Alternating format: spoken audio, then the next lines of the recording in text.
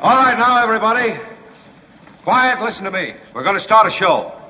Now, some of you people have been with me before. You know it's going to be a tough grind, but we're going to have a show.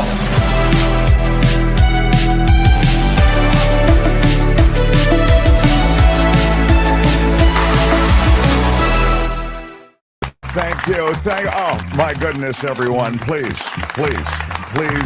let's cease your recorded applause. Nice to be with everyone on a Tuesday. Tuesday is David Cay Johnston Day. The Pulitzer Prize winner joins us in hour 2, so please hang out for that.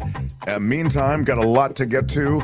Of course, the post-mortem on the meeting at the White House yesterday. Kim is here to help with that. Kim, how are you? And Kim also has news of the Epstein file drop, which is...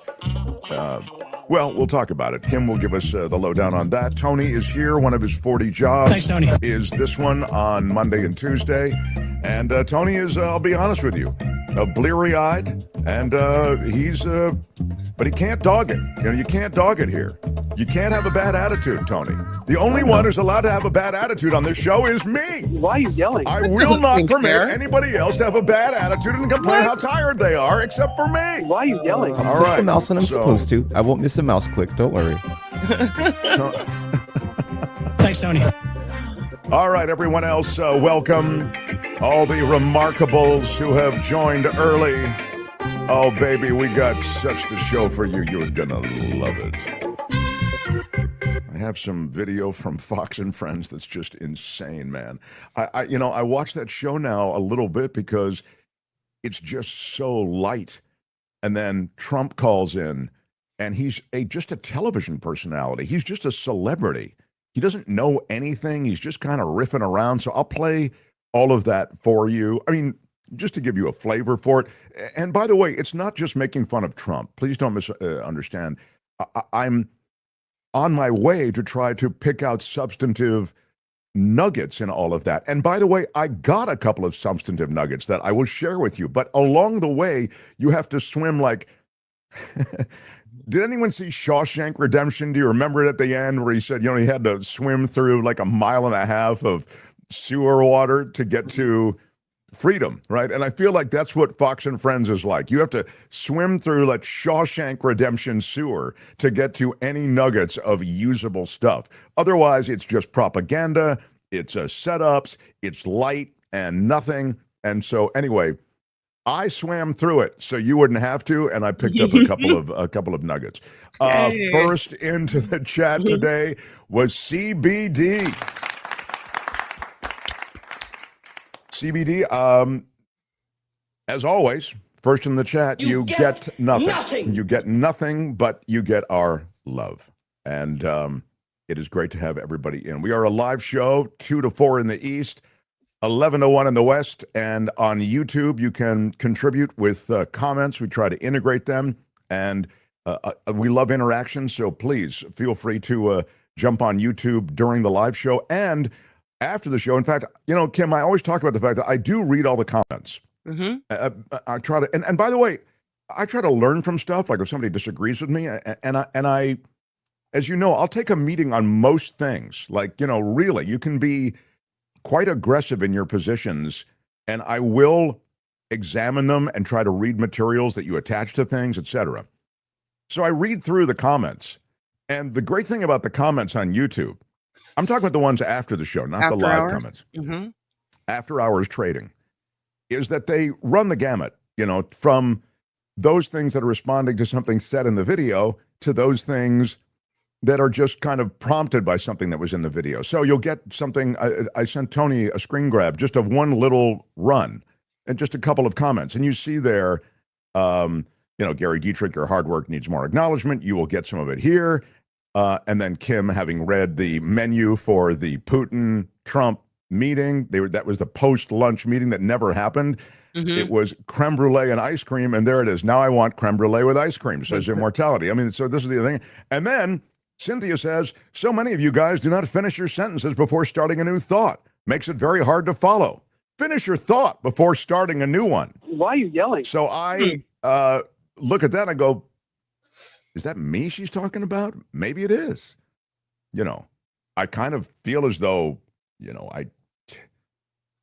I don't want to say I'm close to perfection, but I do think that you know who I am? I'm kind of a big deal. Yeah, Cynthia, do you know who I am? You Okay, finished thank most thoughts unless I interrupt you. Maybe it's my fault. Perhaps I'm to blame.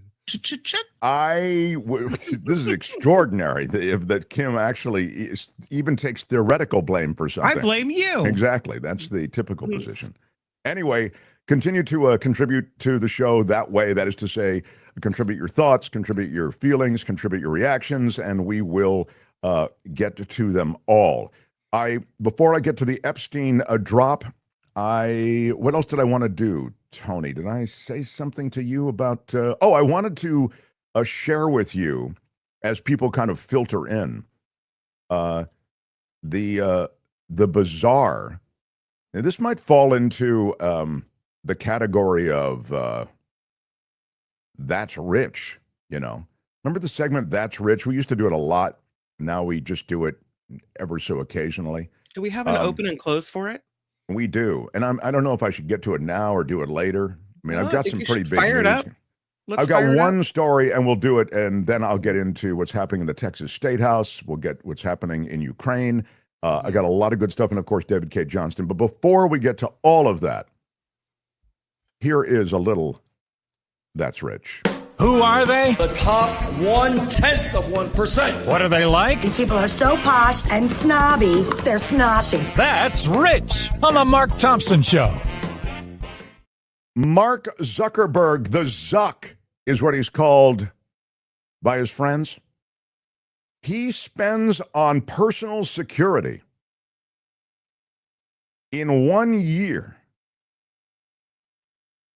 more than Amazon spends to protect Jeff Bezos over 17 years. Wow. Mark Zuckerberg, major money going into his personal protection. He, as you know, is a trained MMA fighter. He spars with MMA guys. He has a huge barge in the middle of Lake Tahoe. And his price tag on personal security for 1 year. I wonder if you in the chat, this is a 1 year. You can see all those people are security that are jogging with him. Tony's got all his jogging buddies up there. Those are security guys. 1, 2, 3, 4, 5 that we can see in the shot. Like the Secret Service. Yeah, he's got it all working. How much does Mark Zuckerberg spend on personal security annually? $3.4 million, says John Watson. $2 million, says Penny.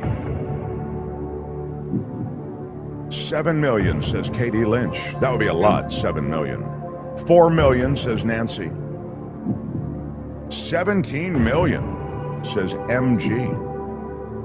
Well, it's more, you said it's more than Bezos spends in 17 years. Be a clue. That's right. I'm going to say 20 million a year. Yeah, 20 million is what, who else said 20 million? In the chat, I'm seeing it also, 20 million. Yeah. 11,780, says Dave. Good answer. Always a good answer. I get it. There's Zuckerberg with the same guys walking into, that's his security flanking him on all sides. The actual retail price for Zuck's security over a 1 year period is a staggering $27 million. Oh my goodness. Yeah. He must get a lot of threats. Do you think he is more, I don't know, controversial than Jeff Bezos?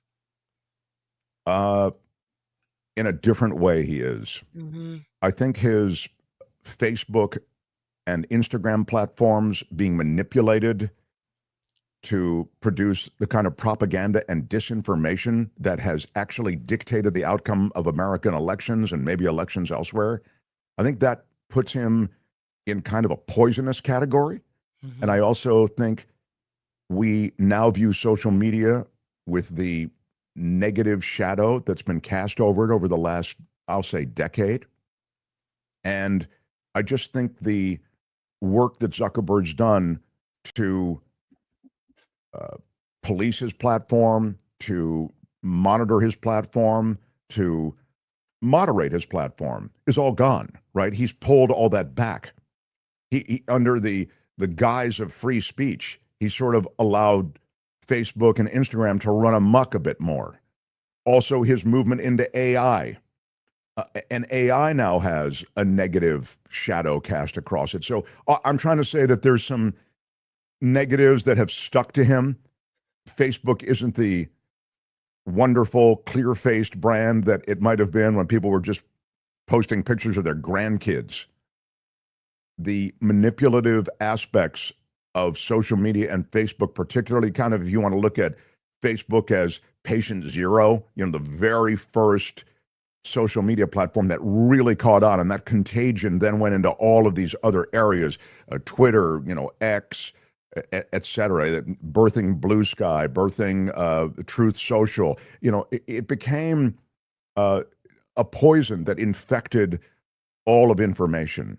And so for all those reasons and more that I'm probably leaving out, he also bought into the toxic masculinity. Remember, I think we should get more masculinity into the American culture. There's nothing wrong with that. You remember him talking in Congress about that? I mean, I think he's a troubling figure, so it's hard for him. I mean, you think he should get more masculinity into American culture than we already have? I mean, my God. So all I'm trying to say is this wildly wealthy, I mean, again, he's one of the wealthiest people in the world.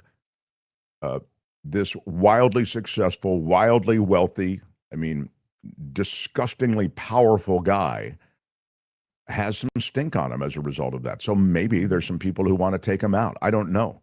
I mean, again, the other thing I'd say is, remember, there was a CEO taken down in Manhattan. They shot him in cold blood right there in the morning hours. So I'm sure that there is a chill through CEO land, and Zuckerberg feels it. And he's got the money, so why not be surrounded by all those guys? So it's $27 million a year that he pays for his security. He must be really scared. Even if you look at where he's buying houses, San Francisco, Hawaii, Tahoe, he buys 14, 15 houses. He makes these big compounds that are closed off. And so I think when you look at that, how scared he must be trying to keep the outside world away from him, Yeah, no, I mean, that's a pretty good point. Mm-hmm. By the way, those glasses that Tony was showing, those glasses, that's a bold choice. They do see into the future. That's that's the magical part of it. They're experimental, but that's rich. More on how the other half lives These people aren't just rich, they're crazy rich. next time on The Mark Thompson Show. Yeah, right on. The Mark Thompson Show. All right, guys, I want to get you first to some big information. I'll get to the Texas House and what's happening there with the redistricting that has now taken on this ugly turn with one of the Texas legislators, a Democrat, not wanting to leave the Texas State House because of the surveillance that she'll be under. I mean, I guess it's basic intimidation. It's kind of, I'd say it's strong arm tactics being used in Texas, right? There's a lot of that. There's not a lot of nuance in Texas politics. We'll get to that in a second, but I want to touch on the Epstein Files. Kim McAllister, tell me what's happening with the Epstein Files. They are going to be dropped? According to James Comer, and I don't know if you know a lot about Mr. Comer, but sometimes he says some crazy stuff and maybe not always accurate, but he is the House Oversight Committee chair. And he is saying that the Justice Department will start turning over the Epstein-related files on Friday. He says they're going to come in tranches, batches, and so they won't all be released at once. He says officials with the Justice Department Feel like a 7-episode kind of Netflix arc is what he's seeing for this? Okay, go this ahead. week in the Epstein Files. Yes. Officials with the Justice Department have informed us, he says, that the department will begin providing Epstein-related records to the Oversight Committee this week on Friday. He said there are many records in the DOJ's custody, and it will take the department time to produce all the records and ensure the identification of victims and any abuse material, anything that needs to be redacted is It'll done. take the department time to dry clean Donald Trump's name out of all of these files. Does anybody think that's not already done? Because I don't know. They had enough time to do it. My God. Yeah. The material released because of a subpoena that was issued last month for these files during an oversight subcommittee hearing. So that's what's happening. And apparently Comer says the files are coming. So we'll see. Well, Don't look, hold your breath. I'll remind everybody they adjourned Congress early so they wouldn't have to vote on dumping the files to begin with. Congress is going to reconvene, and when they reconvene, they're going to pick right up where they left off. So there's going to be demands to release these files. So in a sense, the Republicans who circled their wagons for Trump in large measure are trying, I think, to alleviate a lot of that pressure that's going to come once they reconvene. But so, Mark, I thought there weren't any files. That's right. First there weren't any, then there were, then they're not. Then they're not files. It's not a list per se. It's a file. There are no files. Oh, but now there's files. Now they're going to be released. All right. Unreal. But everybody's doing their lift to try to protect this president right now. So, again, there are witnesses to be called. Alex Acosta was talked about as, he's the guy who gave the sweetheart no prosecution deal to Jeffrey Epstein in Florida. And then he got this sweetheart appointment in the Trump administration. He could be called upon to testify before Congress. I don't think the Republicans are going to call him. They don't want to retill that soil, right? But they say, and Comer is saying, we're going to bring subpoenas to those who can add information and clarity to these Epstein file questions. But I think they'll be very careful about who they subpoena. They're already being very careful about it. And it seems to me like a move, this whole oversight committee hearing on Epstein. Oh my God. It's absolutely a move. 100%. Yes. It's a move to push the suspicion onto other people rather than Trump. Sure. The whole thing was a Barack Obama plan. Right. Sure. Exactly. Yeah. It was a Bill Clinton thing. Yeah. They had Bill Barr come and testify. And the word after Barr's testimony was, oh, he said he had no implication for Trump at all in this. Right. That's the whole point of this is let's show that Trump is innocent. Let's remove the connection. But they can't because there is a connection, no matter how much you want to wipe it away. Trump's name is all over these files like a bad smell. All they can do, and they are doing it, as Kim sort of just, I think, alluded to, that they are removing or redacting Trump's name. I think doing it aggressively. I mean, my God, they're ready to pursue prosecutions against people who've done nothing wrong, from Adam Schiff to Biden administration officials. I mean, they're clearly ready to do whatever they have to do to carry the water that Donald Trump has given them to carry, right? So you think it's a bridge too far for them to go through those files and eliminate, delete, or otherwise redact his name? I don't think so. I mean, that's easy. And that's a short putt. What you're really looking at is a group that will go a lot farther than that. So I think Kim is right. They're trying to assign blame for Epstein to parties that have nothing to do with Donald Trump. And they're trying to just erase Donald Trump from any kind of relevance to Epstein. And yet we know they were best friends, and their pictures and stories and cards that were sent and cartoons he wrote and all the rest. I mean, he's hip deep in Epstein. So, all right, on to Texas now. The Mark Thompson Show. State representative in Texas, Nicole Collier, saying she's not going to fall in line with the GOP House Speaker's requirement that Democratic lawmakers be surveilled by state troopers.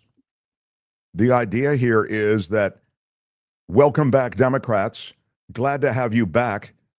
We didn't have a quorum because you were away, so we couldn't vote on the redistricted maps.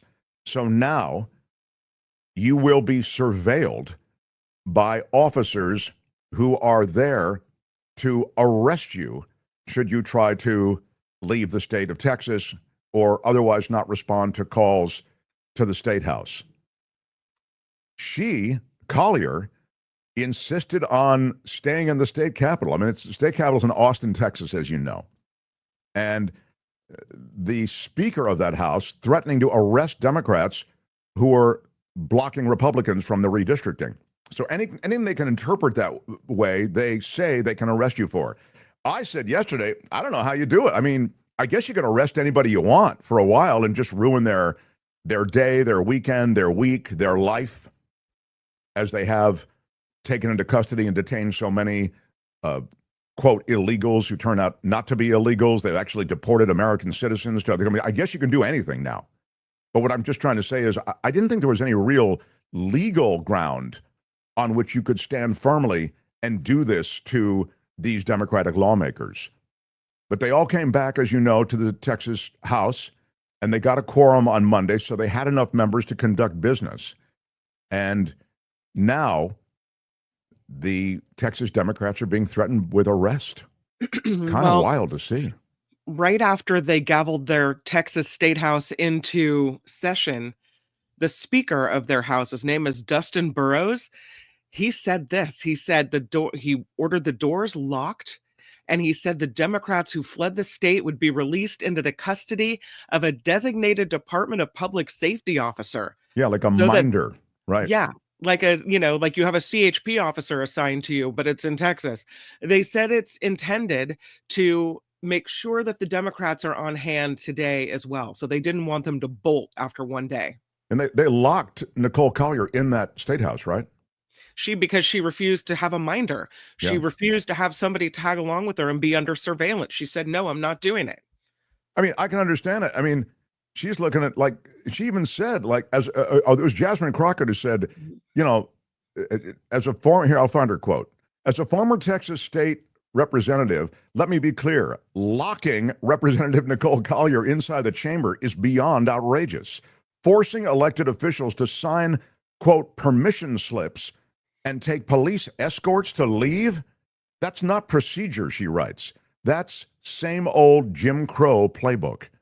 Texas Republicans have lost their damn minds. That's Jasmine Crockett.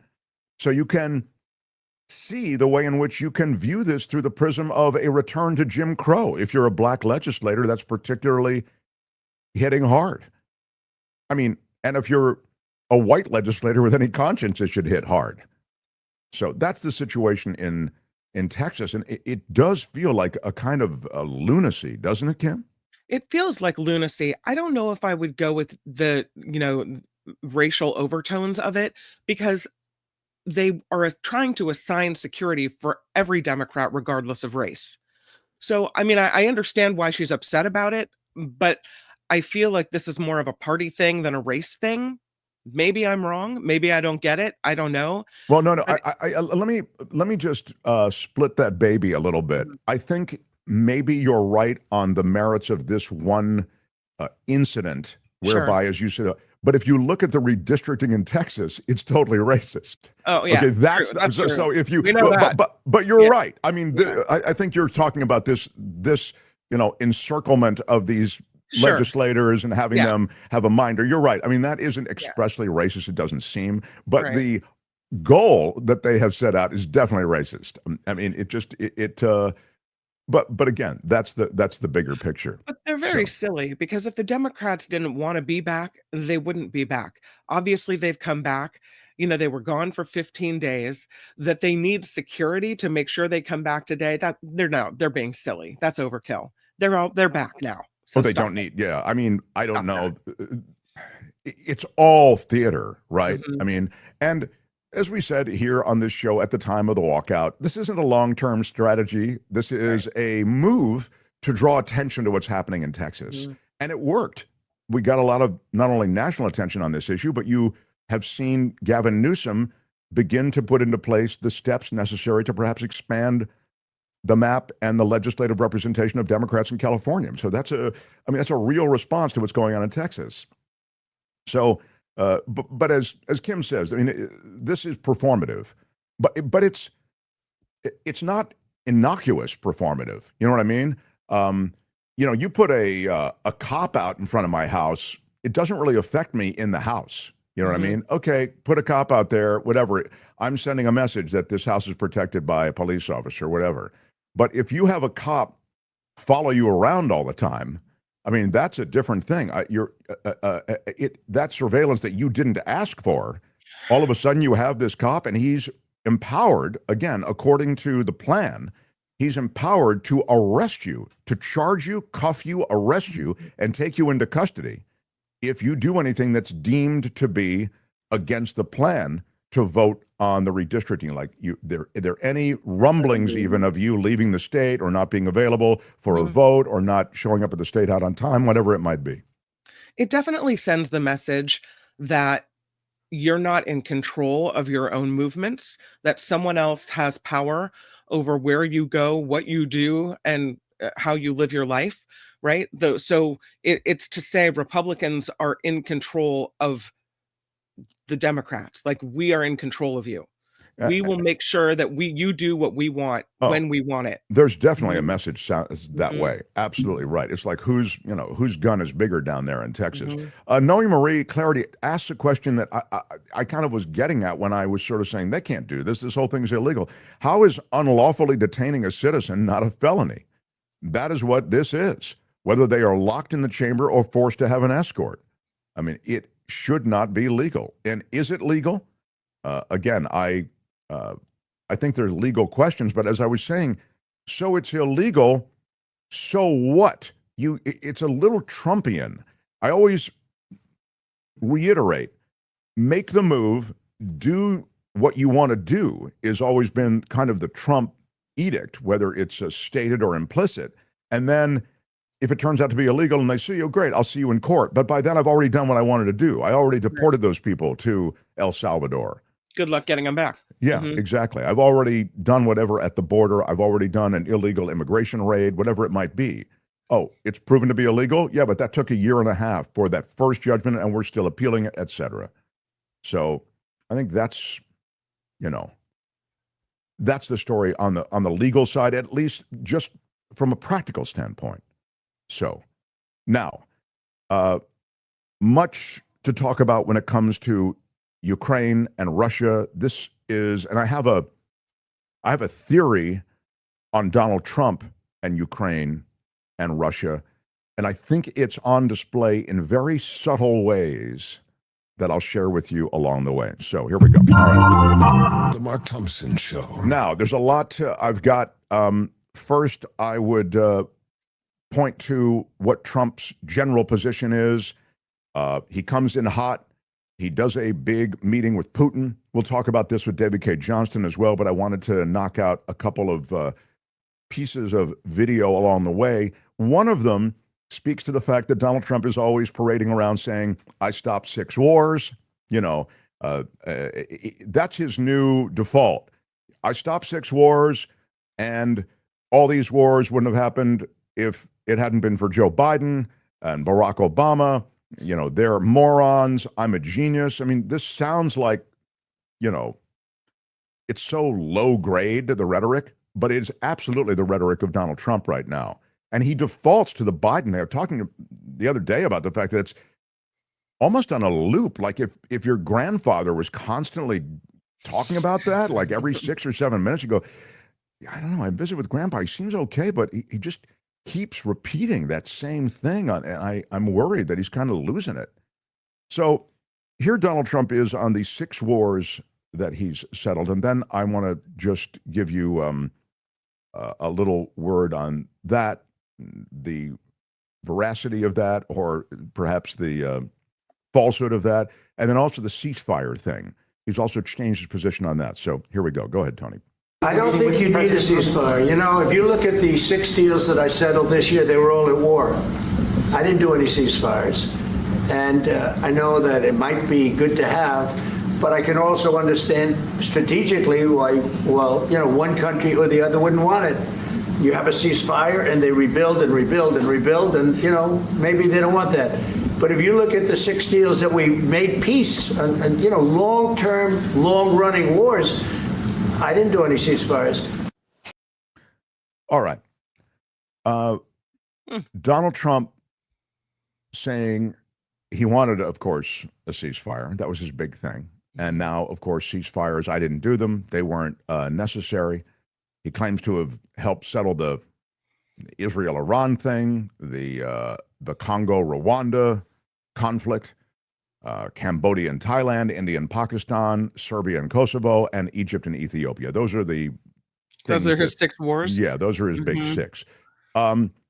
It's embellished, to say the least. There is continued violence in the Democratic Republic of Congo, and there are rebels there for the Rwandan-backed rebels who missed a deadline to reach a peace deal. So that conflict, you tell me where it is. I mean, I think it continues. In Iran, I don't know if you made a peace deal. You used a bunker buster bomb or 3 against military and nuclear facilities, and then you strong-armed Iran into accepting a ceasefire. Okay. India says you had nothing to do with it in the India-Pakistan thing. So, I mean, you can claim that you brought some peace in the India-Pakistan conflict, but they say you had nothing to do with it, Mr. President. Egypt and Ethiopia have no deal to settle their conflict over this Nile River dam that was constructed by Ethiopia that would divert water from Egypt. And Serbia has denied it had any plans to pursue a war in Kosovo, but Trump took credit for preventing the war. Okay? Now on the ceasefires. Trump has tried to get these ceasefires, and ceasefires are typically an interim step in all of these diplomatic back and forths to get to an ultimate peace deal of one sort or another. But he is saying, I don't ask for ceasefires. We don't need a ceasefire. But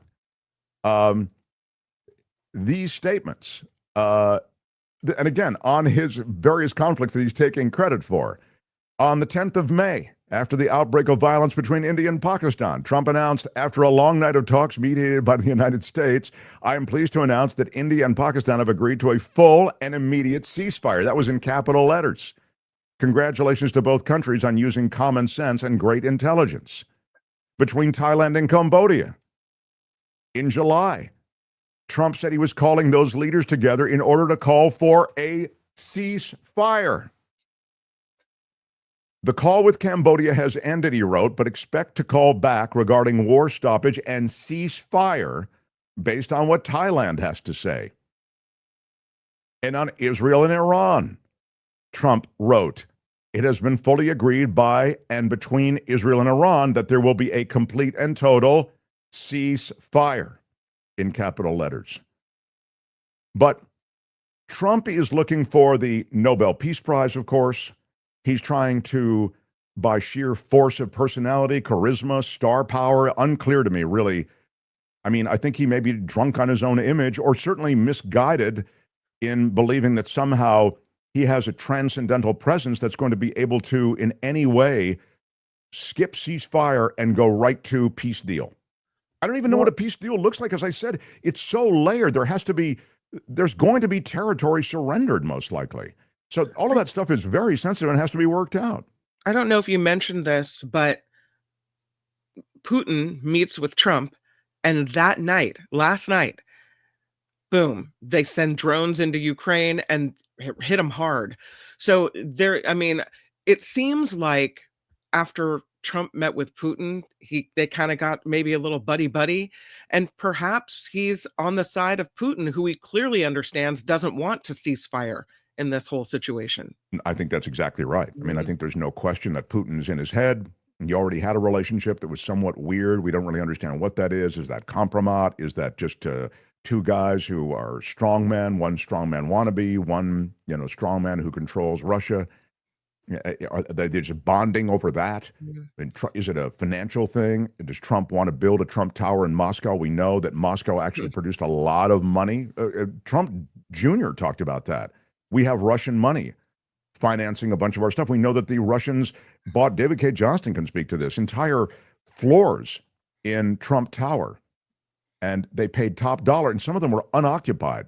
Just residences, they're dumping money into the Trump organization. So, what constellation of things that I just mentioned, what variable, what, collection of things that we talk about might go into this Putin-Trump relationship? I don't really know. But and when I say I don't really know, I don't think it's really known. But I do know that there is that swing over to Putin. And all of a sudden, he's not talking about ceasefire.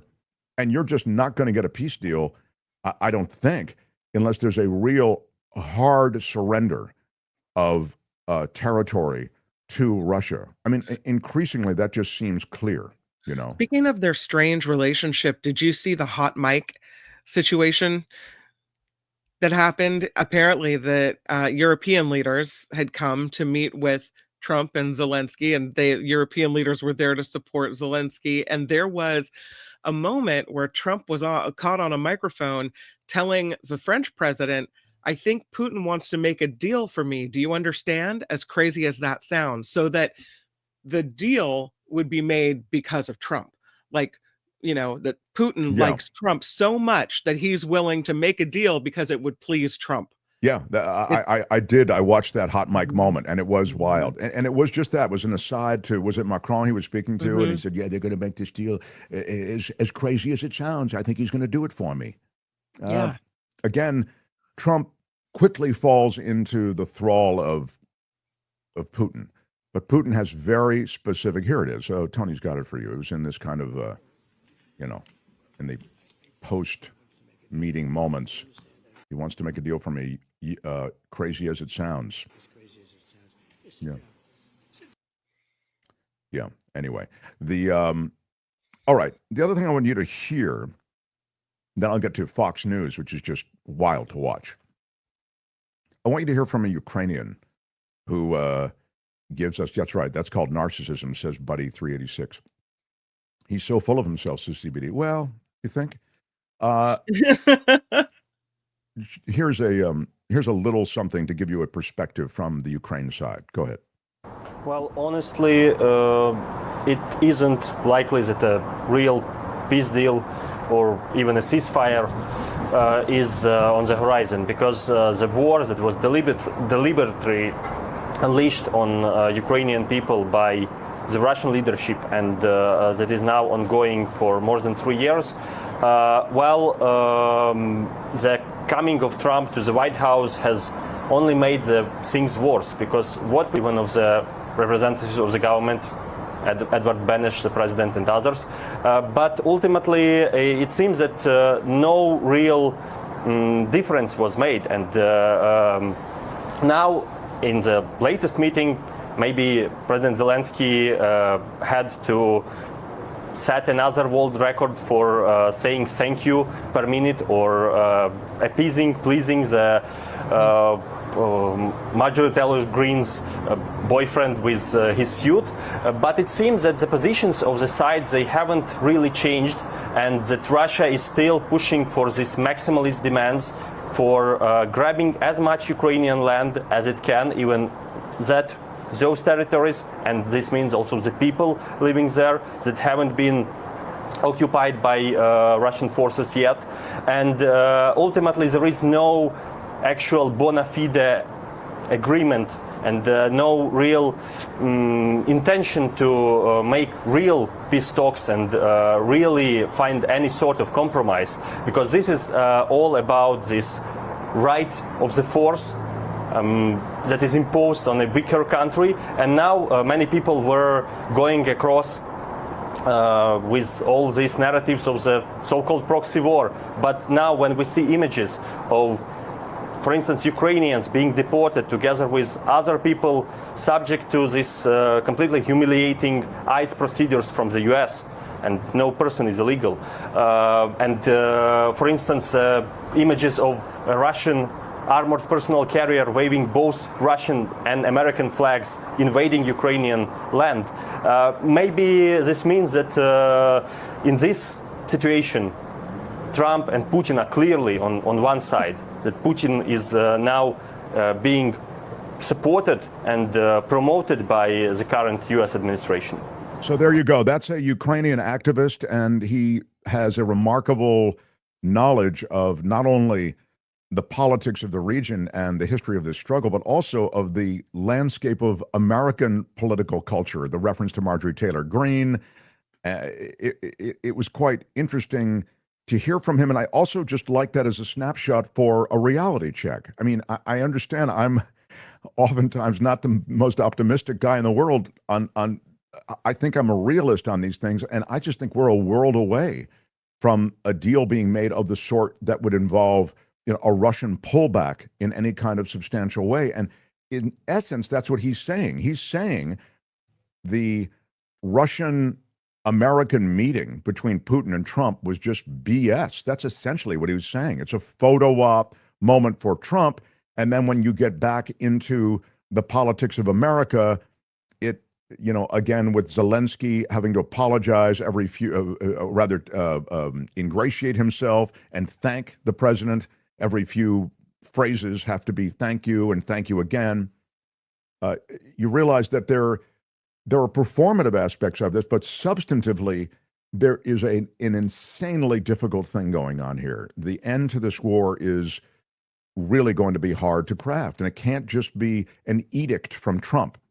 It has to be more, and that's where the diplomacy and lack of diplomacy, I think, really comes into play. I wanted to skip way ahead to the former Russian ambassador, Tony.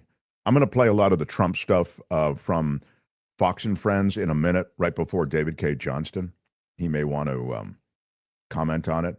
But this is Michael McFaul. He was the ambassador to Russia for the U.S., and he has, this is kind of where I am on this. So I always, I spark to other people who have kind of a, I would say, realistic / bleak view of where we are right now on this issue of Ukraine and Russia. And one of the things I want to underscore is there's all this talk about NATO troops not actually being NATO troops, but essentially being the same NATO nations, maybe 5 of them, that will occupy some Ukrainian territory and ensure security for Ukraine. I mean, that's probably a non-starter for Putin if you check with him ahead of time. It's very possible you can carve out that aspect of how this is secured, whatever piece they mold. But if you're going to bring Putin in on what security forces should be there, then you're likely even farther away from some kind of agreement. Here is the former Russian ambassador. To say that, I've been a diplomat and I've studied diplomacy, all hundreds of years of American diplomacy. I studied for my last book. There's no rule book that says that. That was a Putin line, just as you were discussing. I'm glad, especially the chancellor from Germany said we can revisit that. And then secondly, talking seriously about security guarantees that might include European soldiers in Ukraine. That is progress. I would like it to be a NATO security guarantee rather than a NATO light security guarantee. But if you have to settle for something, that's much better than no security guarantee at all. I saw that was progress. The hard part, of course, comes when we get to the issues of territorial land swaps or where the lines will be. But this was a little bit of progress today. Well, yeah, I actually didn't say what I thought he was going to say. I've seen so much and tried to chase down the right video for you. But actually, I didn't like what he said when he said they should be NATO troops. Putin that's one of the ways in which you can enrage Putin, and I think never get him to sign on to any treaty, is to suggest, well, we'll put NATO troops in Ukraine. Really? The whole thing is about avoiding NATO troops in Ukraine. But the idea is we're going to put a handful of nations' troops there to ensure Ukrainian security, but it's going to quack sort of like NATO. That's why Putin will never sign off on something like that. And in the middle of all the Fox and Friends BS, which is all light crap, one guy on the couch, I don't know who this dude is, but he asked that question. It was, give me the, I think you know what I'm talking about. It's the, Tony, I think that must be it. Yeah, go ahead. Here is the president of the United States calls into Fox and Friends because he's got nothing else to do. And they're knocking it around. And then finally, somebody on that couch asked a question. I don't know if he meant it to be as heavy as it was, but in my judgment, it was heavy. It's about, hey, isn't that kind of a NATO force, even if it's just European troops occupying Ukraine to ensure security? Go ahead, Tony. So, Mr. President, I know you've been doing deals your entire life when it comes to real estate deals, but this was something a little different. The thing that is surprising a lot of people is when it comes to the security guarantees. I know President Putin said no NATO, and you said, you know what, we're just going to take that off the table. But you did get President Putin to agree to NATO-like protections. So tell us about that. What does that entail? Yeah, NATO-like Well, the protections. war What really is that? started over NATO and Crimea. And they wanted Crimea back. That was given, not a shot fired by President Obama in perhaps the worst real estate deal I've ever seen. There's been a couple of them. I would say the Gaza Strip was a pretty bad one, too. Given by Israel so they'd have peace. So they gave away a big percentage of their oceanfront property in order to have peace. How did that work out? Not so good. And Crimea is the apple of Ukraine. I mean, it's so beautiful. And Obama gave it away. Nobody ever mentions that. If I ever did that, the fake news would be, they would be writing about me day and night for years. He gave it away. He demanded that they let it go. And Russia came in and took it, just took it like from a candy from a baby. And it was really Obama's, not really, I mean, that was pure and simple, Obama's fault. What a terrible thing he did to that country. And so they lost their heart. They lost the heart and soul of the Ukraine 14 years ago, whatever it might be. And it was so unnecessary to do that. And that's when it really began, when Obama gave it away. And then you had a lot of other events, but you have, tremendous hostility. The people of Ukraine were mortified when that took place. That really began a lot of hatred when they gave it.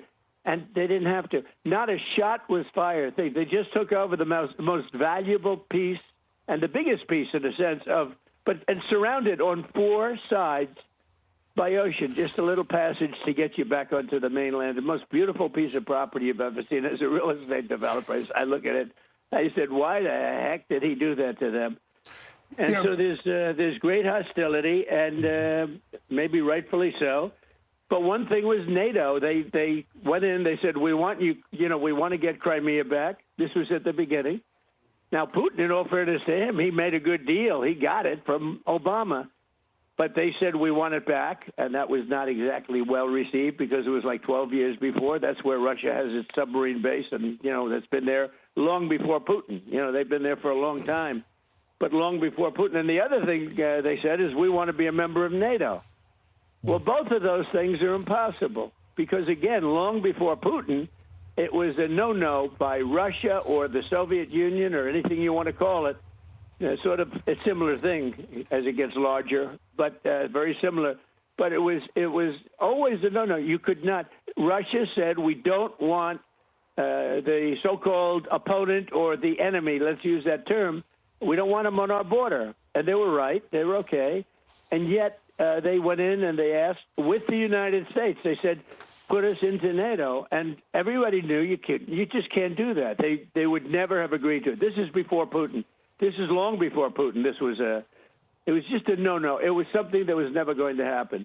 So they asked for it, and they shouldn't have asked for it because it was, very insulting thing. Now, they could have asked for many other things. But the other thing they wanted to do is getting Crimea back, and that was given. They had built. They were expanding everything and spending a lot of money, all because Barack Hussein Obama gave it away in one of the dumbest real estate deals I've ever seen. So there you have it. It's a default to Obama. He clearly, somebody says it. Wow, he's so envious of Obama. I mean, he just returns to Obama, then he'll smear Biden. But on the Ukraine thing, it's about Obama. Let me just say this.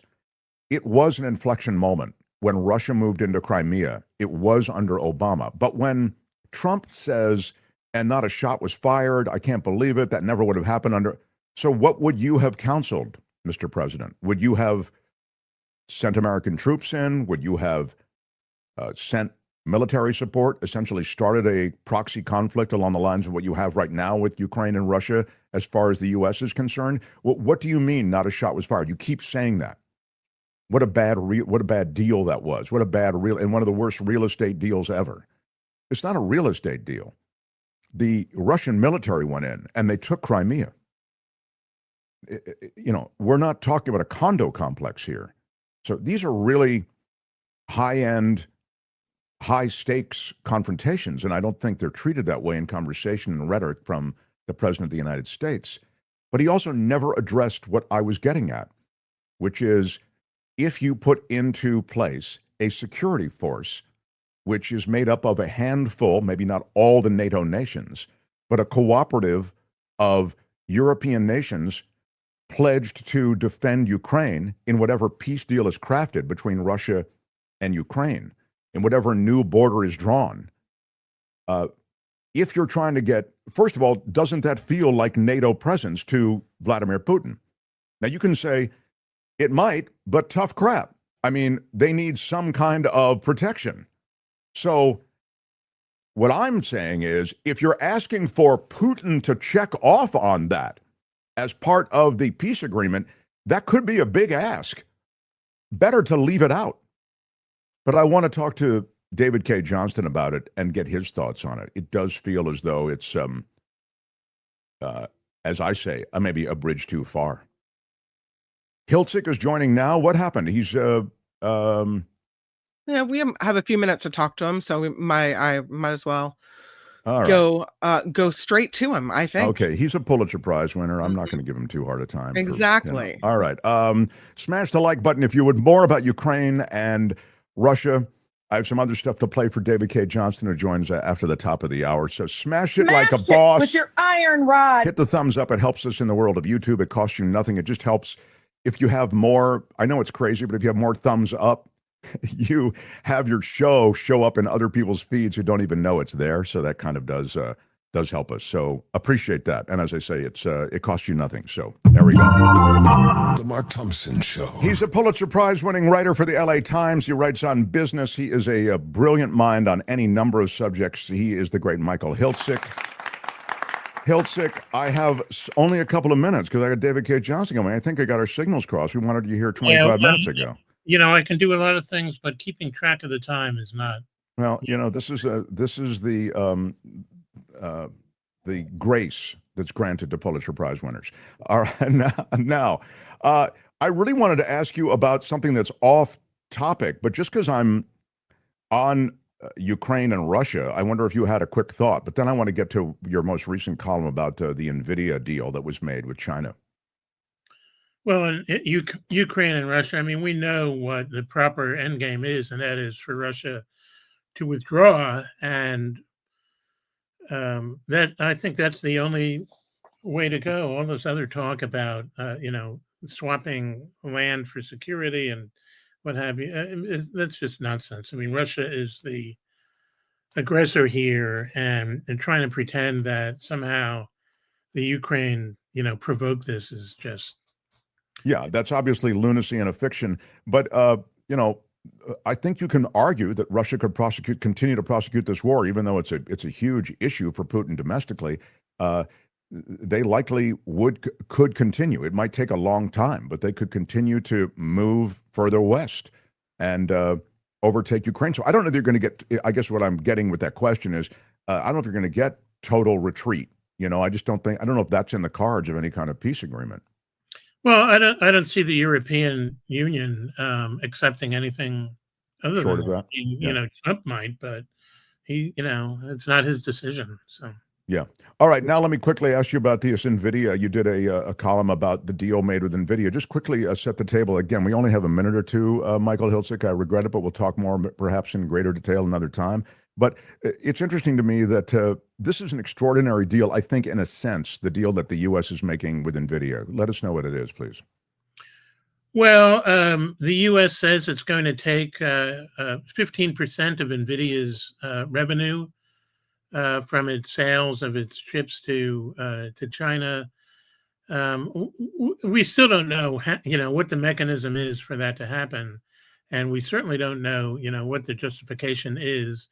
And, where this leaves other firms that might want to sell to China and now have to calculate, am I going to have to give up some of my sales revenue to the United States government? And if that's the case, maybe I won't actually go into the R&D that I was planning to design chips or software or hardware for China. So it's another Trump venture that doesn't make sense on the ground or even on the surface. Well, it's a small government that the GOP promised, Michael Hiltzik, and this small government now wants a revenue share with you and your NVIDIA client. Well, and now he wants to invest in Intel. I mean, where does this go? It's yeah. I mean, that really is. I mean, that struck me as sort of it's a communist type setup where the state owns a piece of big business. So I really want to talk to you about this because I think it's a sign of what's to come and deals that are being extracted by some of the highest flying companies in America. So sadly, I got to jump, but I love seeing you. Let's set up and we'll send you alarms and a reminder. Maybe you can give me other family members' numbers so I can ask them to remind you. That would help. I'm sorry that I let this the window pass. It's okay, man. It's great. Say hello to Dave, my old friend and colleague.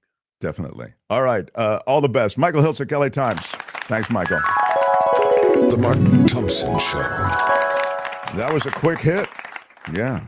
And now it's Pulitzer Prize winners stacked up over LAX like commuter flights. What can I say? This is a brilliant, best-selling author. When it comes to Trump, he's really without peer, and he can look into this. And I'm really anxious to get his thoughts on Ukraine, Russia, and the Putin-Trump summit meeting.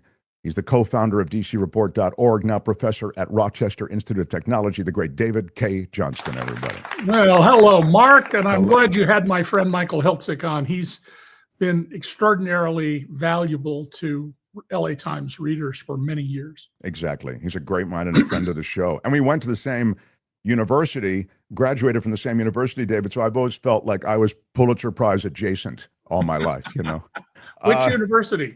Colgate. Yeah. Little liberal arts school in central New York. Yeah. Yeah, not far from me. It tests your the mettle when you're walking from, class to the dorms or whatever. I remember the cold biting right through you. In Rochester, we wouldn't know anything about that. Yeah, I was going to say Western New York. They're all too familiar. All right, let's get right to the front and center issue. And in the last week, we've seen an extraordinary acceleration of meetings and high stakes diplomacy between Trump and Putin and between the European nations and Trump and Zelensky. Give us an overview, and then I have a little video to play for you as well. Well, this has been embarrassing. I don't know how else to put it. Donald Trump, as I've said on your show many times, has no idea what he's doing. He believes he's this great, stable genius, the world's most important person. He should be in charge of everything. And he just doesn't know what he's doing. Now, the fact that the leaders of Germany, France, Italy, NATO, the EU came to the White House on Monday morning on incredibly short notice is a testament to how seriously they take the threat Vladimir Putin and his expansionist ideas represent to Europe. Now, I will tell you, I've been getting emails from a couple of viewers of yours who say I'm lying, I'm just relying on the British who are always liars, that Putin has never said he intends to invade other countries. Now, he's a little smarter than to use the word invade, but he's made it clear that that's his intent. And all of these other countries, the Finns, for example, they all understand this, and they understand that Putin has to be stopped, or it's decades of war with Putin and whoever follows him, so long as Russia remains a dictatorship, which it's been for all but a very few years of its existence. So this is all very, very troubling. But the fact that these world leaders came and made it clear that Putin would have to deal with, among other things, the estimated 20,000 children that his officers and soldiers kidnapped. By the way, the Russians have used the number 20,000. So I think it's a reasonable guess as to how many children were kidnapped. As part of any deal is, I think, very reflective of the difference between, as one of your followers wrote to me, that yes, might does make right. An utterly immoral, indefensible position on any moral or geopolitical grounds or thoughts of liberty. And there's another theme I'm seeing come up from some overseas TV I did with dedicated Trumpers, and that is Volodymyr Zelensky is a weak man. He's so weak he couldn't even meet one-on-one with the president. He had to have these other people come and hold him up. What a twisted interpretation people will go to justify their continued support of an utterly incompetent and utterly immoral convicted felon in the White House. I mean, the urgency of this is expressed by the presence of all these leaders of nations. And to see Trump pivot, David, when he talks about ceasefire, I just want to get it to a ceasefire. And then he meets Putin like, you meet your old, sixth grade teacher, who squired you through elementary school with the handshake, the red carpet, the flyover. It was all crazy. And then, to the point, you jump off of ceasefire, and now you're all about a peace deal. I mean, 30 minutes with Putin, and he's completely brainwashed. Well, and 30 minutes with Putin, or a couple of hours with Putin, at least he did this time bring Steve Witkoff, who in some ways appears to be the real Secretary of State, Marco Rubio, who is very well schooled in international diplomacy, so that he wasn't alone in the room. The original plan was it was going to be Putin, Trump in Alaska, and an interpreter, almost certainly a Russian interpreter. That's unbelievably, scandalously dangerous to the whole world. So he had other people come in the room. Mark, when I watched Putin getting off his plane on a red carpet and Trump clapping for him as if he's a fan, I thought back to 1991 during the first Gulf War, where Saddam Hussein invaded a company business known popularly as the country of Kuwait. It's basically the al-Shabaab family's business. And after the Iraqis had been expelled, American soldiers were assigned to take the gold, literally gold faucets and handles from the emir's palace and reinstall them. And I thought, that's disgusting. Well, seeing American troops literally on their hands and knees rolling out a red carpet for Vladimir Putin, when Donald Trump walked the first 20 feet without a red carpet, it is beyond despicable. And then when they hold their, it wasn't a press conference, it was a statement meeting. It is long tradition in diplomacy that the host leader speaks first.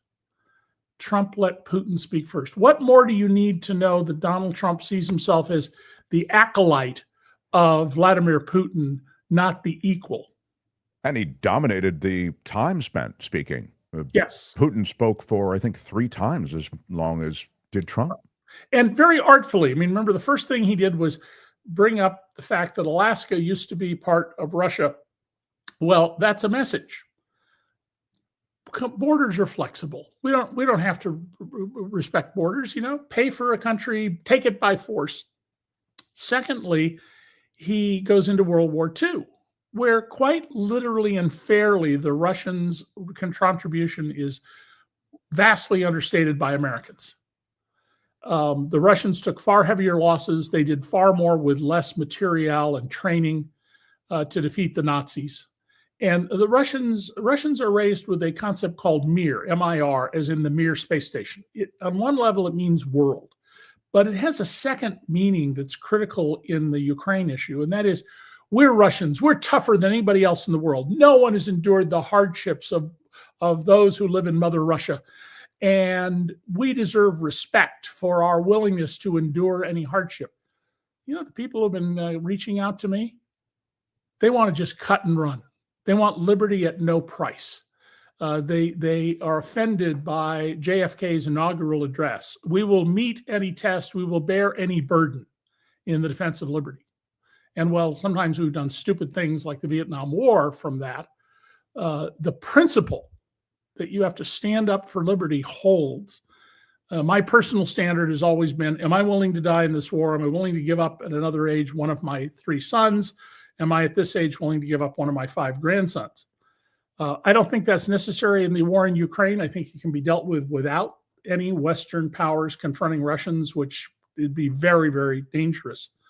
But is it a cause for which I'd be willing to give up one of my grandsons? Yeah. And I've told them that. Well, let me just follow up on that then and suggest that the implication is freedoms that Ukrainians enjoyed, and they were leaning toward Western freedoms. That's one of the things that got Putin's attention in a big way. Those freedoms are things that they want to retain, and they're concerned that, you know, if Russia takes over Ukraine, and even those places in eastern Ukraine where Russia will be the governing body, they will lose a lot of the freedoms that they feel they have as Ukrainians under Ukrainian government. There is no freedom under the Kremlin's modern czar.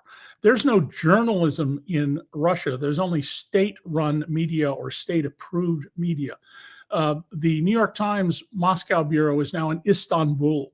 I happen to run into the CEO of Dow Jones, which owns the Wall Street Journal, who tells me that almost all their Russia reporting now is being done out of London, because journalism is anathema to a dictatorship. And if you want to know if someone wants to be a dictator, see if they're trying to control and stamp out journalism like, Donald Trump.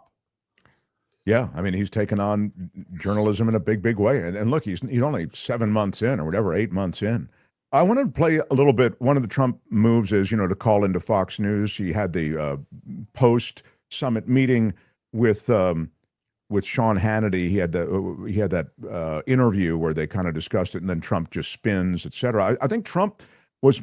I got that he was a little cold-cocked by the fact that Putin kind of hit it and quit it, David. They had a whole lunch planned, as you know, and we know those lunch arrangements, a lot of the specifics, even the seating chart. We showed it yesterday. It was all left in a fax machine in a hotel, and another guest in the hotel found it there and sent it off to the media. So the whole thing was handled with the typical incompetence of this administration. But I think he was surprised, wasn't he, that was my sense, that things happened so quickly, and then Putin was out of there, got the photo ops, and hit the road. Well, yes, and Donald said before he went he didn't have a plan. I can assure you Vladimir Putin had a plan. He's not very good on long-term strategy, but he's good on tactics.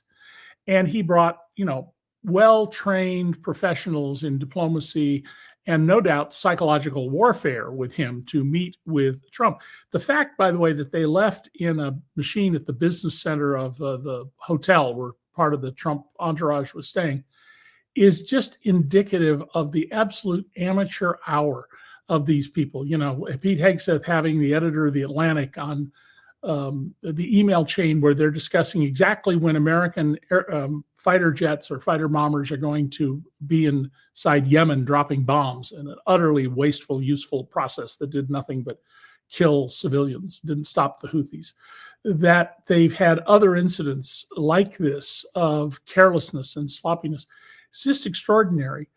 And now we're living in a country where Donald has shown us the future. All you have to do is Washington, D.C., where he says people were afraid to go out to restaurants. Nobody would go to a restaurant. Well, Washington Post went out and interviewed a bunch of restaurant and bar owners who said, since the streets have been filled with armed men, many of them masked, business is off 75%. Yeah, that's not even just anecdotal like that. Open Table reports the same thing. 31% drop just last month since the announcement. But if you go to the MAGA universe, the places like Fox, by the way, I don't call it Fox News. It's not news. It's Fox or Breitbart or any of the others. Well, occasionally on the Epstein issue, some of them push back. Overall, they continue to operate as acolytes of Trump and to praise him. And it's astonishing to me that the people who call themselves conservatives and Christians in America, and by Christians in this case, I don't mean the actual Christians, I mean the faux Christians, don't support liberty and stand in support of dictatorship. of the government telling you what to do, of the government saying, we have to give us 15% of your revenue if you're going to sell this in China, or 10% stake in your company.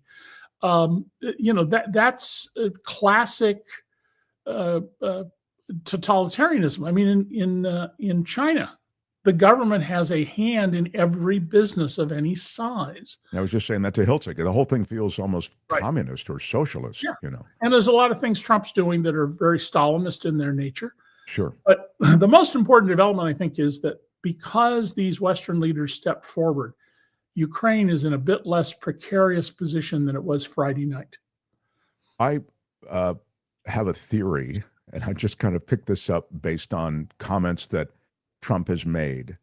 And the theory is that Trump is trying to baby step backward away from this and turn this crisis over to Zelensky and the EU. Now, I know that's maybe that's a long ball that I'm throwing, but I don't think that's an unreasonable interpretation. I mean, number one, Donald doesn't know anything. It's the single most important thing to know. And for those who haven't heard it before, please listen to this. And those who've heard it before, I'm sorry, but Donald Trump in his first term didn't know what happened in Pearl Harbor on December 7th, 1941.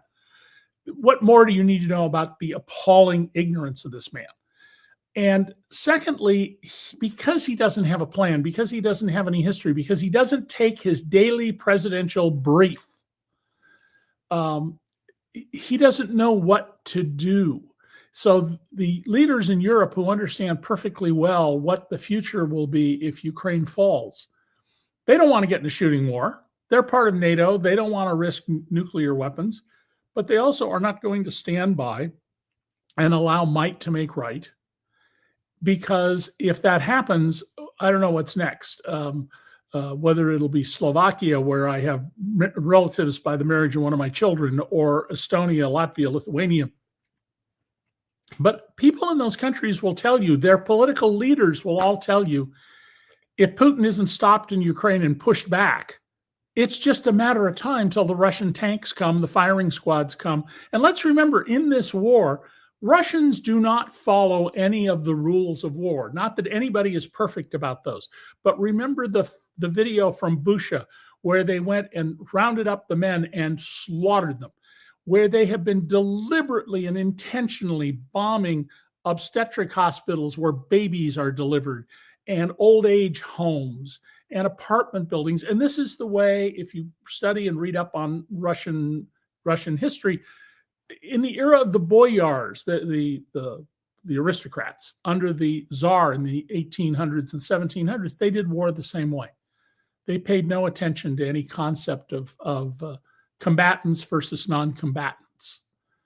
And so I'm really appalled at the people in America who are, let's be blunt about it, if you think Ukraine should just surrender, the proper word to describe you is a coward. And if you are saying Putin has a right to do this, you're a quisling, like the Norwegian prime minister, who was the cooperator with the Nazis until they were overthrown, and he was hung after a trial, but hung. Appeasement that seems to be informing a lot of where Trump is coming from. I think it's just not going to wash for Europe. It won't. It will not. It is, the Europeans are not going to, that Trump walk had. away. Yeah. But right now I want to just, Tony, just give David a little bit of, this is Trump just this morning, a couple hours ago, on that morning show that Fox does, Fox and Friends, is that what it's called? Or something? I think so. Anyway, Yeah. Go ahead. He calls in and they kind of just spin, and he just goes, it's kind of like listening to, a grandpa muse about things, only he's one of the most powerful people alive. So go ahead, Tony. Putin is going to be good, and if he's not, it's going to be a rough situation. And I hope that President Zelensky will do what he has to do. He has to show some flexibility also. The thing is a mess. This was started by Joe Biden. This was a war that should have never happened. Millions of people are dead. The country's blown to pieces, Ukraine, and it's a shame. My wife Melania wrote that beautiful note to President Putin about children. The children are devastated. They're taken away from their homes. The whole thing And this is a war that would have never, ever, ever happened if we had a president, a real president. So, Mr. President, it's been barely a week since you announced that first meeting in Alaska, and it's just been days since that meeting, and then you had the meeting yesterday. In the course of having these negotiations, what has surprised you the most between Zelensky and Putin in terms of their strength or weakness of their position right now? Well, I think the fact that maybe they're getting along a little bit better than I thought. Otherwise, I wouldn't have set up the 2 meeting. I would have set up the 3, a trilat. But I think they're doing a little bit better. There's been tremendous bad blood. And again, this was all worked out by an administration that didn't have a clue. And if you remember, they said, well, if you made a minor incursion, that would be okay. That was the end. The whole thing when Biden made that statement. But minor incursion, what does that mean? So I think they're doing okay. I wouldn't say they are ever going to be best friends, but they're doing okay. And we're just going to see. So we're setting up a meeting. I sort of set it up with Putin and Zelensky. And, you know, they're the ones that have to call the shots. We're 7,000 miles away, in all fairness. You know, we've spent through the previous administration $350 billion. Yeah. Okay. So you can stop. This all the statistics are BS. All of them. You know, yes. From casualties, the amount of money, everything. At the time that Trump took office, we'd spent about $120 billion. And it isn't that we spent it by giving it to the Ukrainians. Let's make it clear. We pay American manufacturers to build weapons and electronic warfare equipment, airplanes, helicopters, and then we give them to Ukraine. Trump has been selling them. He's given some, but selling them to Ukraine because he sees everything as a transaction. You know, he's like the story of the hammer and everything is a nail to a hammer. But by the way, David, when you say he's been selling them, let's just be clear. We're not selling them. We're not arms merchants, the US of A. It's private industry. It's the defense contractors who have that stuff. They're selling it. So if those are thinking, well, it feeds the bottom line of the US. No, it doesn't. But they were selling, the US government was buying the materials and turning them over. What Trump wants is for them to buy directly from those folks. And, you know, the most troubling part of this is listening to Donald Trump is like listening to a drunk in a bar or a crazy person on the street. He doesn't know anything. You know, he's at the level of people who go, but during the 2016 campaign, well, Benghazi, what about Benghazi? You know, Benghazi, like that one word means something out of context. And you see in his comments to Fox, where he knows he'll never be asked a tough question, one he'll have difficulty with, that all he's doing is trying to reinflate his position in the world. And in all of this, get us off of the Epstein Files. I mean, overwhelmingly, the game here is the Epstein Files. They've now announced they're going to produce some of them for Republican Congressman Comer's committee, but it's going to take a lot of time to go through and redact these documents. I'm sorry, they put 1,000 people in the Justice Department on this for Trump early in his administration. They can put 1,000 people on it again. And a number of the young women have made it clear that they want these documents to be out there. The government's not talking to them.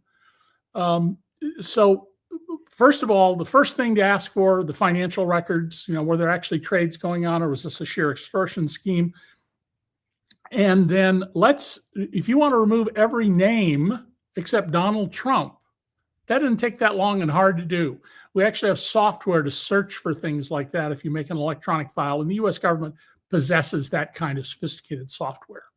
Oh, I mean, they could have this done in minutes. I mean, it's crazy. It's Well, been sitting around. days, but yeah. I mean, AI, I don't know, David, AI can go through 1,000 pages and find, as you say, names to be redacted, maybe literally in minutes. I mean, it's a remarkable thing, but maybe it takes days. I don't know. But then you have to have some human eyes review it. Sure, that's true too. That's true too. But there's no reason for long delays here. And frankly, I think Trump's making a mistake here. The smart move would be to dump everything at once and then try to move on. And I'll give you an example from my dealings with Donald. There was a document he knew I wanted, and he knew he was going to have to give it up. And so I came to a meeting of the casino regulators one day, and there are 2 UPS trucks with guys in overhauls and dollies. And they filled an entire wall of the hearing room, 6 boxes high with bankers' boxes. And Donald comes over, pokes me in the arm and says, "Lots of luck, pal." Well, somebody there told me what box and file I wanted. So the meeting was over. I went back where they put them all in the back room, and I went to the PR guy and I said, "Listen, this box." And I pulled it out, opened it up. I reached for the file, lifted it up, and said, "I need a photocopy of this." But if you get it all out at once, everybody can't absorb it. And that's, I think, his only chance of escaping this, because all indicators point to Donald Trump is a persistent child rapist. We're not talking about one, girl underage who made herself look older. We got lots of young women, supposedly 1,000 with Epstein. And a number of them have given testimony or affidavits about Donald Trump, including the one who said Donald raped her. And he says, "What are you upset about?" According to the young woman, "You better to lose your virginity to Donald Trump than some incompetent 14-year-old boy." Man, if that one alone is verifiable, that's the end of the ball game for him. I may be wrong. I mean, given how many people who say they're for the land of the home of the free and the land of the brave who want to cut and run, I may be wrong, but I hope not. I hope it is unacceptable to at least enough Americans to get him convicted upon impeachment for being a child rapist, if that's what the facts establish. Yeah, I mean, he wouldn't have any protections of the sort that he has as president, and I don't know. It would take, maybe that's a big lift, but it sure seems like it's a distant dream right now. I like your parallel, just as an aside, as like the drunken guy you meet at the bar. I like that more than like the granddad who's like on loop about Biden, because I think you're right. There's a quality of completely being disoriented in his rhetoric, just taking him to the next thought. It's completely, he's just almost filling time when he goes on these interviews. And he doesn't know anything. Now, there are two other things, Mark, I really like us to get to. Yeah, please, go for it. Okay, one is, I think you have a clip of Donald walking in Anchorage. Yeah, that's what we were going to play for And you. Here he is coming off the plane. Let me give a little narrative to it. Donald Trump, for those just listening, is walking off the plane, and he can't walk in a straight line. And while Putin is on a red carpet, Donald has to walk about 20, maybe 100 feet to the red carpet, but he can't walk in a straight line. And I'm not talking about like I can't, because I have a 54-year-old injury, where if you were behind me, you'd see me walk unevenly. I mean, he wanders like a zigzag back and forth. That's another indication of both poor physical health and likely poor neurological health as he goes from left to right here. Then he applauds Putin, like he's a fanboy. I mean, this is just disgusting. The second thing is just a little factoid that I think is very revealing. The Canadians today announced their monthly inflation numbers. Under Trump, inflation has been going up. It isn't a big deal yet, but give it a little more time. The wholesale or producer price of vegetables in July went up almost 40%. It's never been recorded before, I believe, at above 10% increase. 40%, because we don't have people to harvest these crops. And there's lots of video out there of crops rotting in the fields and farmers saying, "I'm going to go broke," and being told, well, no, the Trump administration is going to get you money from the government. So we as taxpayers are going to pay for the crops that aren't harvested as the prices go up. The inflation rate right now, including food and energy, which are volatile more than anything else, is, for all practical purposes, 3%, the average since World War II. In Canada, it's 1.7%, down from 1.9 the month before. In other words, it's approaching half the inflation rate in America.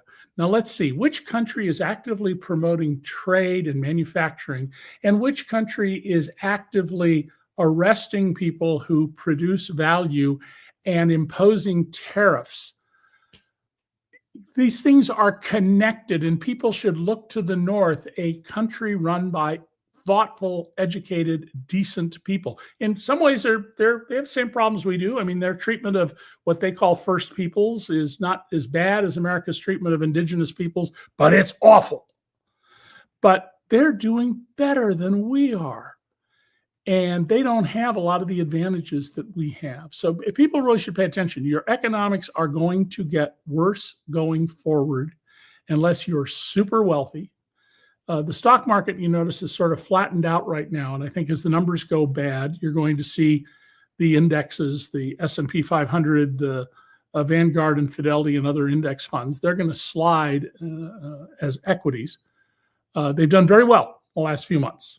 Very, I mean, it's wild to see the markets in this country sort of shake off the threat. But as you say, the India tariffs, which are 50%, I mean, it's crazy. They're going to be going into effect. And that's something else that's wild. You know, you and I have talked about the fact that, you know, if you're Trump, just on the economics of America, don't touch anything. You're on a glide path as you become president with the best economy in the developed world. And instead, far and away, the envy of the world, The Economist magazine called it.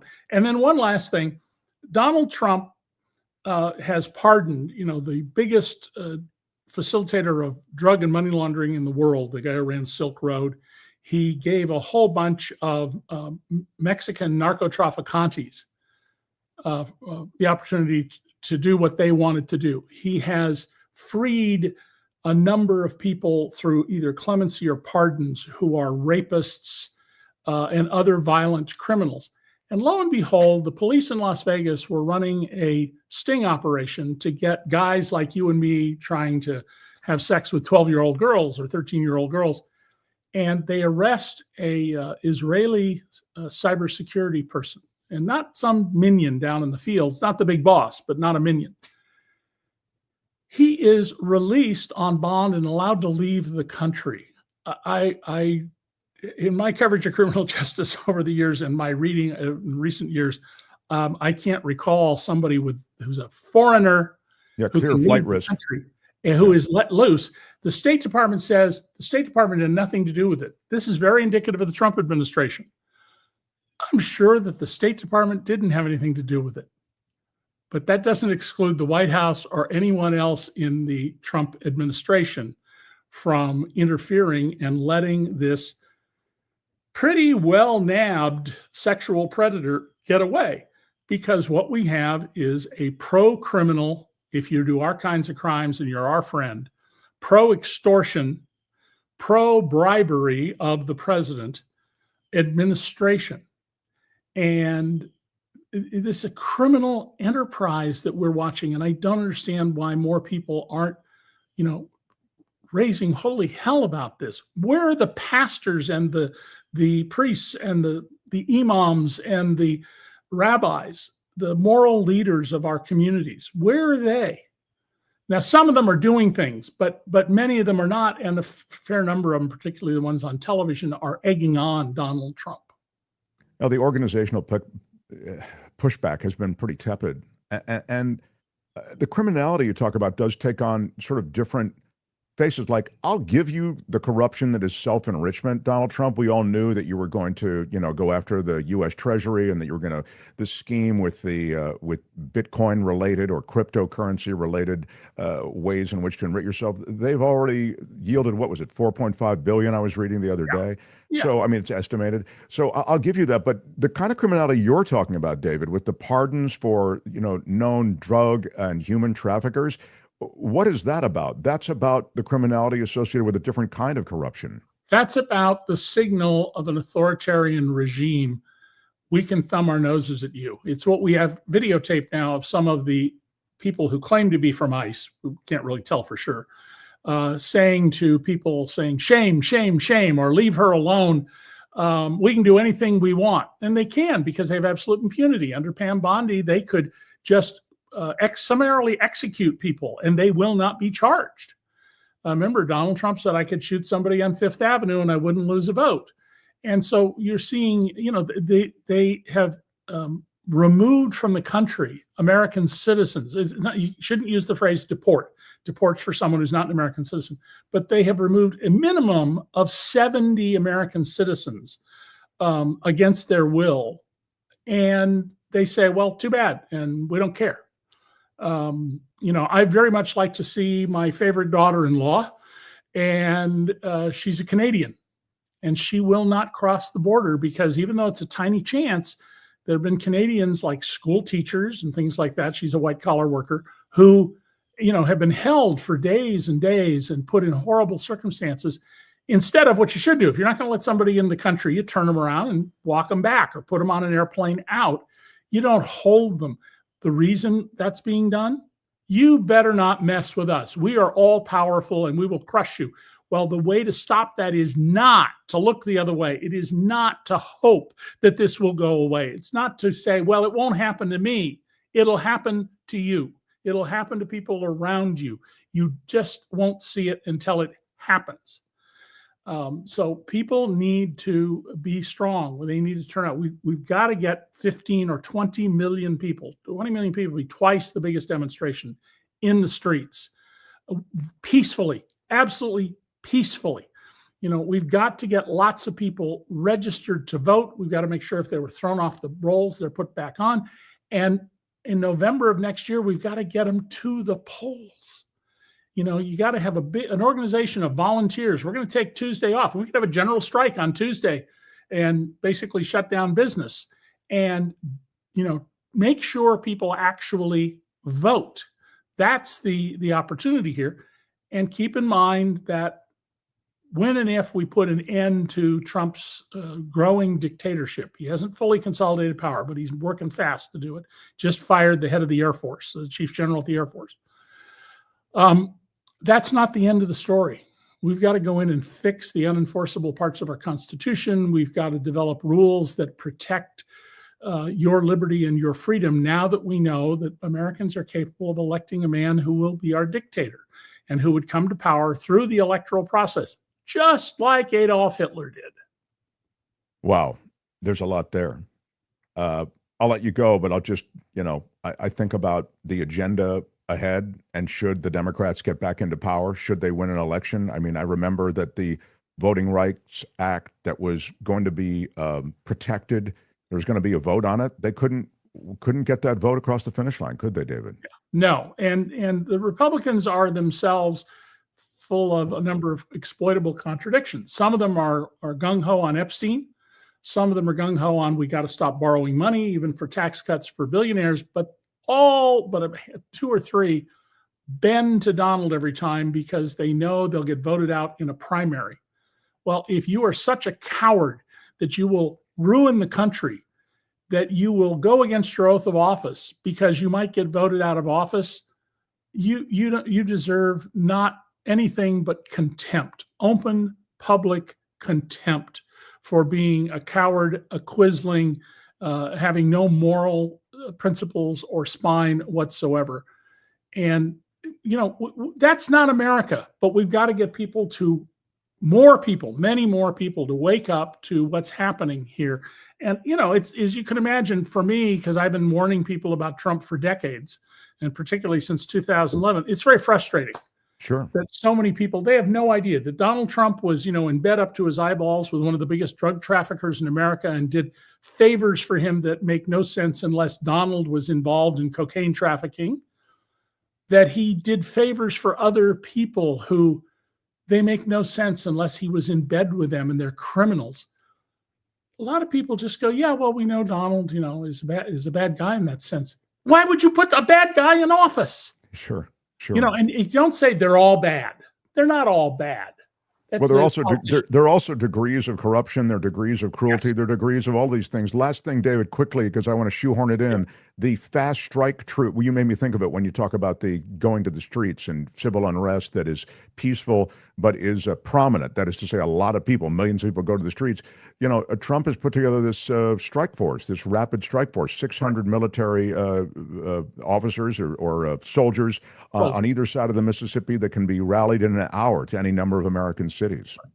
Well, and I think there's some other things going on. Apparently, at some military bases, they have been told they're going to have to house, feed, provide office space for DHS and military from elsewhere. They're getting Connex boxes, that's military for the big shipping containers, filled with weapons and ammunition. And remember, Trump said, we're going to go after the homegrowns. he has said he doesn't see why he can't use the military against the American populace. Never mind the Posse Comitatus Act that specifically prohibits that or anything else. Donald has no conscience of any kind. And frankly, the best example of that I can think of at the moment, Mark, is 1989. I covered a helicopter crash in which his top 3 casino executives died. It is the most unusual helicopter crash imaginable. The NTSB report on it is like, there's never been an accident like this, a crash like this. It comes to some conclusions, but it's obviously very weak about that. What happened when this helicopter crashed and these 3 guys died? Donald immediately said, well, now I get my $35 million of key man insurance I just took out on my executives. Wow. What a response from this man who has no regard for human life. It reminds me of the 9/11 comment, David. Doesn't exist in this administration. Reminds me of the 9/11 comment when the World Trade Center towers went down. He said, I guess he was literally on Fox News or in one of the, maybe it was Now I have the tallest building in New York. And now I've got the tallest Or building Wall in New Street. York. Yeah, the tallest building in Wall Street, and then claiming that he lost a lot of friends. He went to exactly 0 funerals if it were his friends. I mean, he just lies all the time. But now, putting soldiers on the street in D.C. and intimidating people so much that people aren't going out to restaurants, dragging mothers and fathers out of cars and leaving their children in the car. You or I would get, if you did that in LA, the LAPD wouldn't hesitate to arrest you for 1 second. Yeah. And that's because they can all act with impunity because his attorney general is as corrupt as can be, and she is part of the Donald Trump extortion and protection racket. Unbelievable. I mean, it really, literally, I can't believe it. All right. Talk to you next week after classes resume. Good stuff. Professor, thank you. David Cay Johnston. Good stuff, man. Take care. Great talking to you. Love it. The Mark Thompson Show. He's pretty great. He's pretty great. That's David Cay Johnston. Thank you, Tony, for rolling with that, with the video of Trump doing the weave up the red carpet. And I think, he really starts weaving once he gets about halfway up the carpet, exactly. Thank you, Kim, for riding herd over the chat. I can't really pay attention to the chat while I'm talking, obviously, and so I try to glance over once in a while. I hope things didn't become too unruly. I always notice when Kim has to issue a warning of some kind. Chaplain Fred with a $50 super chat. Wow, I am telling you that is... I'm not going to cry. I'm not going to cry, but $50 does get my attention. Whereas a crowd-funded show, one must pay attention to that. But more to the point, hi, Mark, Kim, and Tony. I am so, isn't it nice when people recognize you, Tony? Thanks, Tony. Yeah. I'm so heartbroken for Ukraine. There you go. You're a larger-than-life character, Tony. But what has me fuming, he says, I'm so heartbroken for Ukraine, but what has me fuming is that I've been seeing ads for Ukrainian women on Yahoo email. The advertisements are nonstop. It almost seems like Yahoo is advertising human trafficking. That's only my take. I haven't seen that. I don't know. But look, there is human trafficking coming out of Ukraine, coming out of Russia, coming out of, many of these countries. As, I think it's existed since the beginning of time, and now there's just a new way to advertise it, I guess. I can't speak to the advertising, but I do. I think there's also a sense of desperation among many of the women there in these countries. And I don't know. I haven't seen it. Mail order bride, says John Slade. Yeah. I will say that message came through twice, Chaplain Fred. So you might want to double check that because we got it. We got two of the same messages with $50 contributions. Oh yeah. So we won't hold you to a double contribution. Kasuki Warner with a $20 super sticker. Come on, big shout out. Big shout out. Kasuki Warner. Love it. Love that name, Kasuki. Probably saying it wrong, but that may be one way to say it. Why is it Putin's business if Ukraine wants to be a member of NATO, says the Lady Beatrice? Well, I mean, to run out the narrative on the Ukraine-Russia conflict, it's that Russia there have been communications to Russia that NATO isn't going to expand anymore, and it's in the spirit of non-expansion that Russia says, how come you're expanding? How come there are new NATO nations being added, Finland, Sweden. Why all of a sudden do you have additions to NATO when you said NATO wouldn't expand anymore? And then as Ukraine, and again, this is just sort of the state of the state, was leaning toward a Western democracy. It's still tons of corruption. Ukraine had a lot of problems. But Russia saw the way in which essentially Ukraine was beginning to sidle up to the West and even asking for admission into NATO. Now, NATO, to be fair, was pushing back against Ukraine and full membership. There are a number of reasons for that, not the least of which there is sort of a checklist of things that have to be part of your governance if you're going to be part of NATO. I mentioned the other day that it's kind of like if you were to try to get into NATO now, some of these nations like Turkey, Hungary, you wouldn't be able to make it through the checklist. So, it's sort of like when you get into a university or college and then, years later, the university or college gets really even tougher. I don't think I could get into my university today. But at the time, I got in.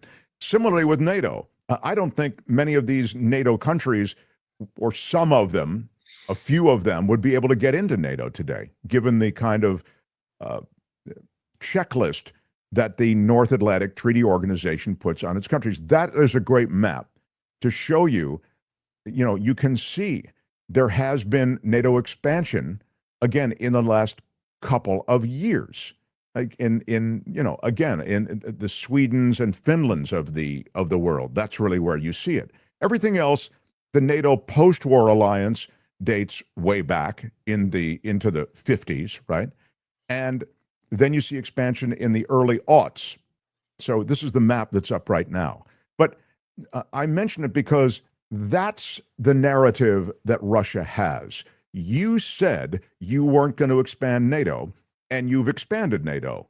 So we're not going to let you grab Ukraine as part of NATO. They're a border country, a powerful country, a huge country, and an economically powerful country, given their powerful ties to agriculture and oil.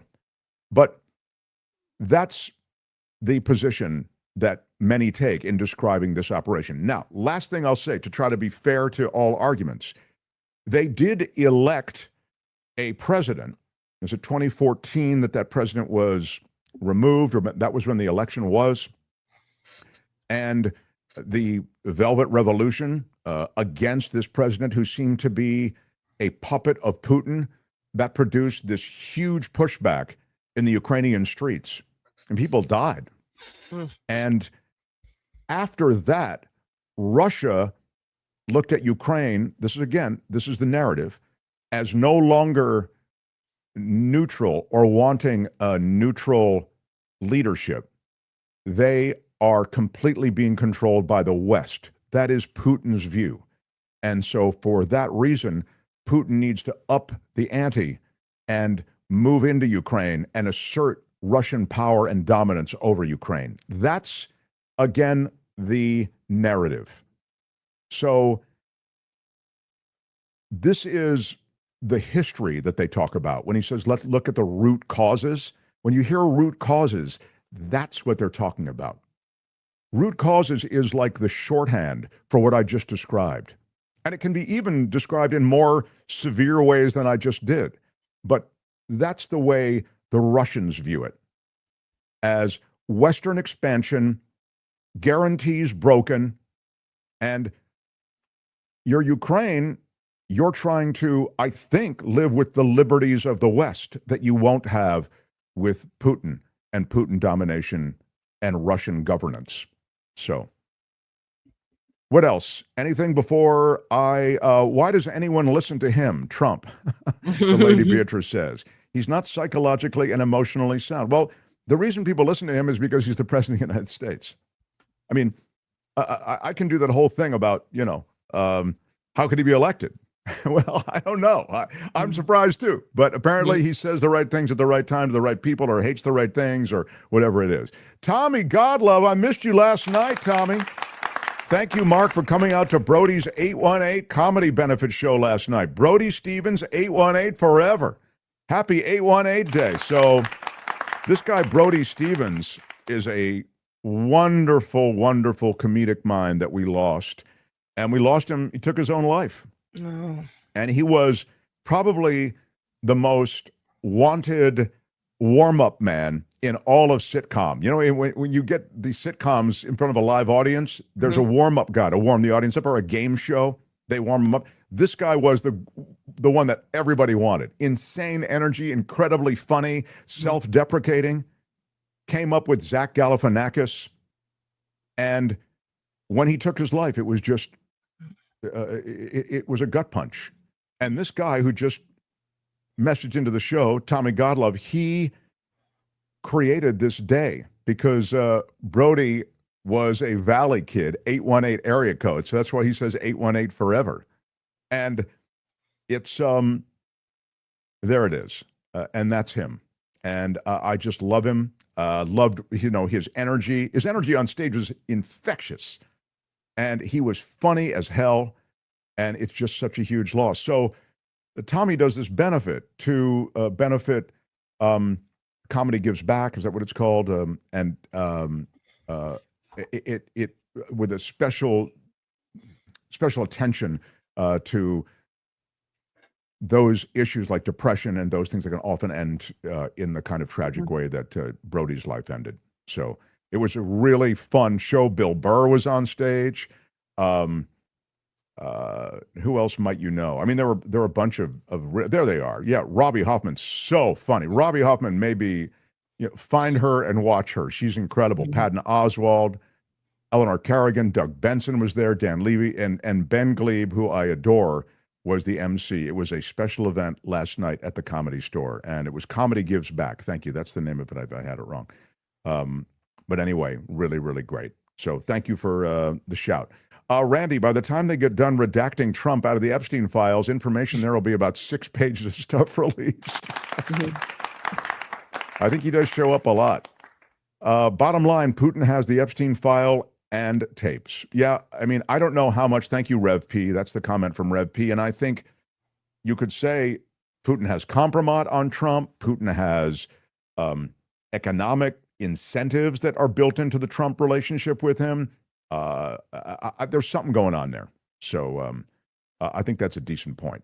I mean, potentially. I don't know what's happening with Trump and Putin, but boy, it does feel pretty. All right. What do I have time for, Kim? Not much, really. I'm looking at the clock thinking, I don't know what he's going to do with this. Well, I don't know. Saudi Arabia pays cash. All right. Well, it's, I'm loving it. I'm loving it. I love our last few minutes. So if I turned it over to you, what would you do, Kim? If you turned it over to me right now? You cannot say you love your country. I do. I just am suggesting that, Kim, yeah.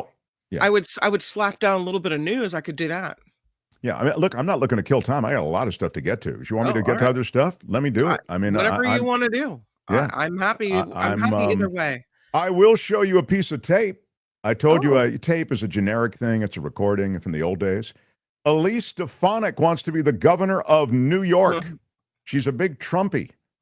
So when she went to the stage to address those voters and to win their vote for the gubernatorial race in New York, she was booed off the stage so completely that she never got one word out.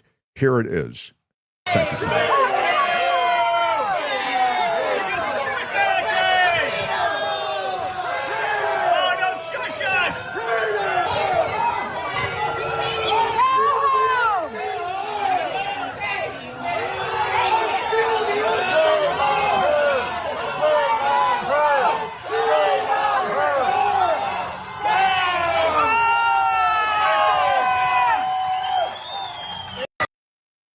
Wow.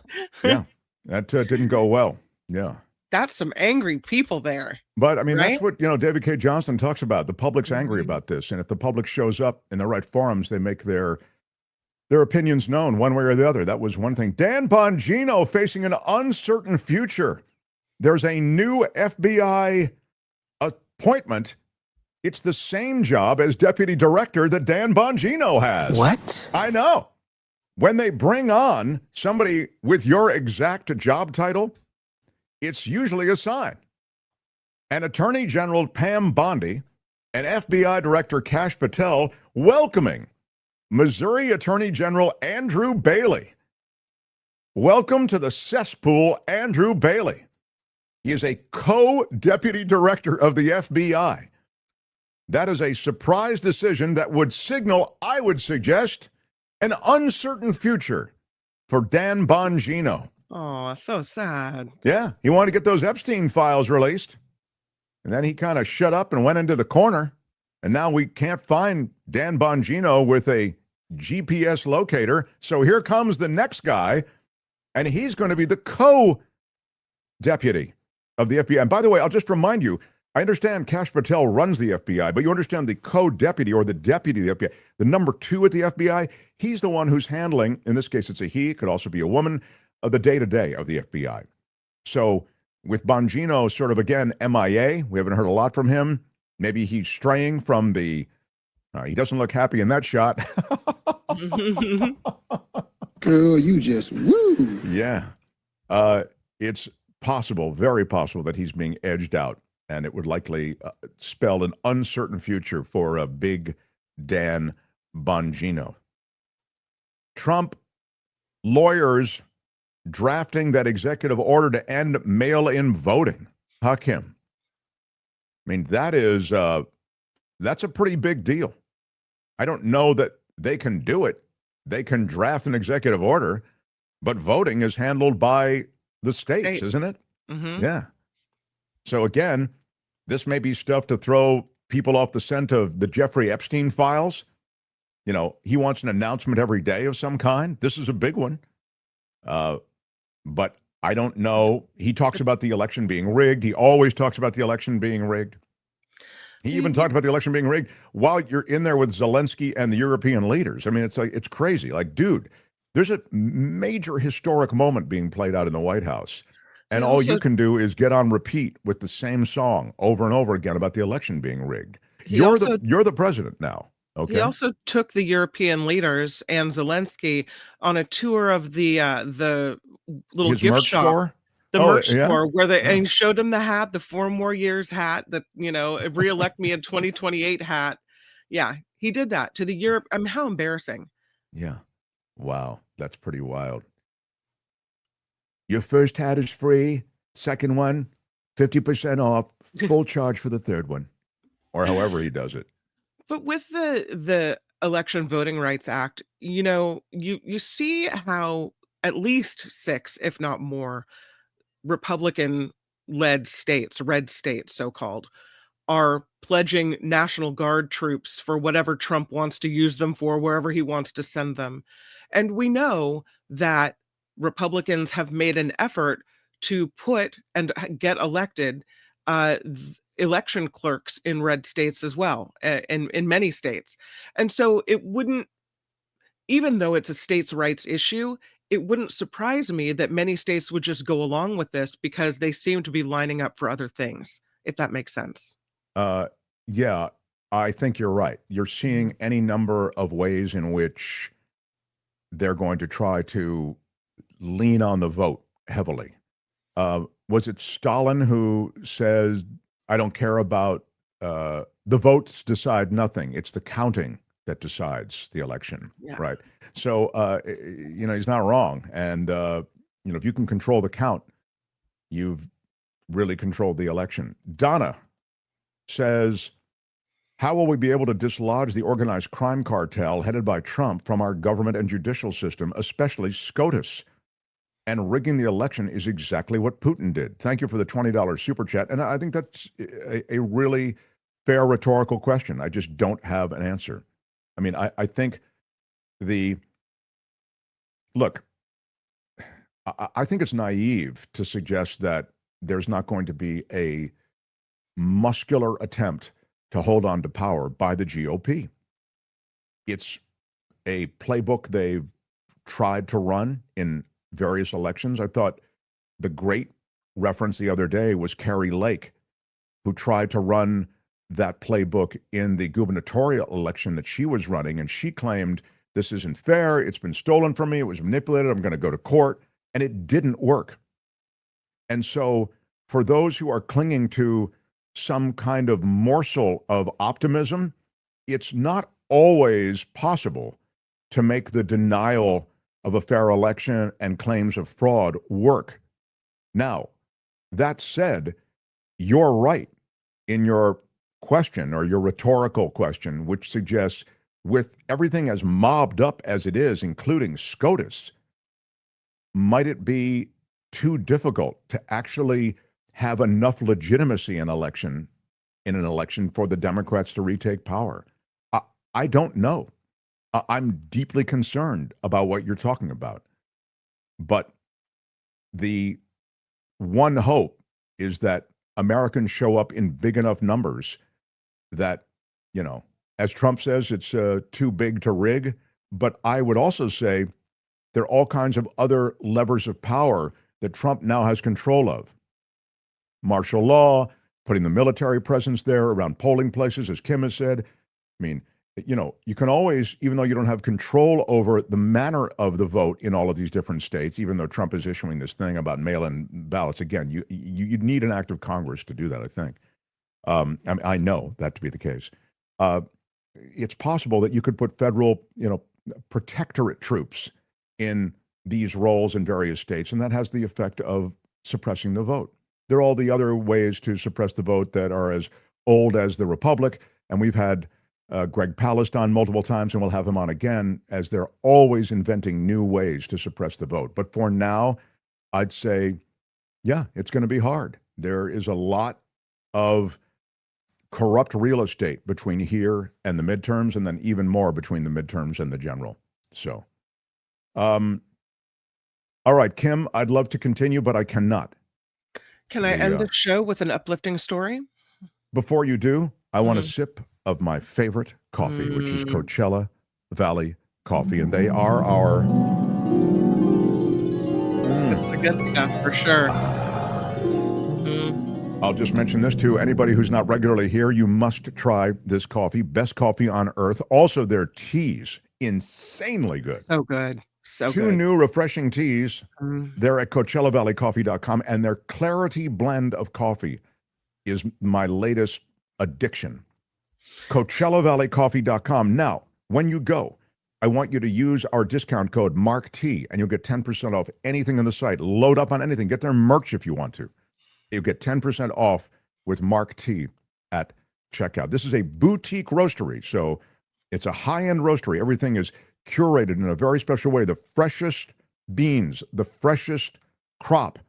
These aren't discounted beans that have been lying around for months and months. Everything that comes out of CoachellaValleyCoffee.com is fresh and hand-roasted and curated with real pride in the work they do. I've been drinking their coffee for years before they came on the show. It's such a cool thing that they're here. CoachellaValleyCoffee.com. Again, MARKT at checkout for 10% off, and enjoy your coffee. Now, The Mark Thompson Show. Kim, stick the landing for us. What do you have for us at the end of the show, Kim? You want to put the Coachella Valley coffee and tea past your lips, but you do not want to put this past your lips. The story caught my eye, Mark, because the headline reads, FDA warns public not to eat possibly radioactive shrimp sold at Walmart. What? Right. Radioactive shrimp. How does that happen? Apparently, great value raw frozen shrimp at Walmart isn't such a great value after all, because it may possibly be contaminated with cesium-137, which is a radioactive isotope. The U.S. Border and Customs and Border Protection alerted the FDA about a possible cesium-137 detection in shipping containers at 4 U.S. ports. Testing on the frozen shrimp from this distributor also tested positive, but no shrimp has tested positive that has entered the U.S. food supply. But out of an abundance of caution, they don't want you eating potentially radioactive shrimp. Wow. Someone did this to spoil our Christmas. Yeah, it could be. BMS Foods. Yeah. And it's a great value brand, frozen shrimp products. They say don't eat it. Do not. If you purchased it from Walmart, then take it back or throw it away or do what you do, but don't eat it. So wow, radioactive shrimp at Walmart. I know. All products from that company are now banned from coming into the United States until the firm has resolved conditions that gave rise to the appearance of this violation. So you might wonder, what is cesium? It is a soft, flexible, silvery white metal that becomes liquid near room temperature, but it bonds with chlorides to create a crystalline powder. Yeah. And exposure to it can cause burns, acute radiation sickness, and death. So there you go. Tony does a lot of work with cesium. I think Yeah. he's a big cesium enthusiast. Yeah. But you know who does a lot of work is Dr. Emil Hostelhausen. Yeah, they do a lot of it. That's under controlled conditions. I mean, this you don't want it in your shrimp. Oh my God, Yeah, radioactive really shrimp. tough. Now that's a headline. Wow. Yeah, that sure is radioactive shrimp. Thanks, Tony. Yeah. Kim, you rocked the show. I love it. Thank you for taking us out with something cool and a little bit alarming. Just a little. I don't know. I want to thank everyone who showed up today. We've got another great live show tomorrow. We do 2 hours live every day on this channel. 2 to 4 in the East, 11 to 1 in the West. And, of course, available as an audio podcast across all major podcast platforms from Spotify to Google Podcasts and Apple. Now, tomorrow, Kim, I've lost track of who's on the show, but I know it's a great show. So tomorrow we have some wonderful guests on the show, and that includes John Diaz. Oh, yeah. Who is the former editorial page editor for the San Francisco Chronicle. He will tell you where the bodies are buried in California. If you want to know about Newsom and the redistricting, he's the man. Dr. Dano is coming on the show. And Dr. Dano changes at HHS under RFK Jr. I'm Shadow Stevens for the Mark Johnson Show. Bye-bye. I'll talk to you on KFI in Los Angeles this afternoon. Thanks, everyone. Out of time. Bye-bye. Out of time. That's it. Thank you. Until tomorrow. Bye-bye.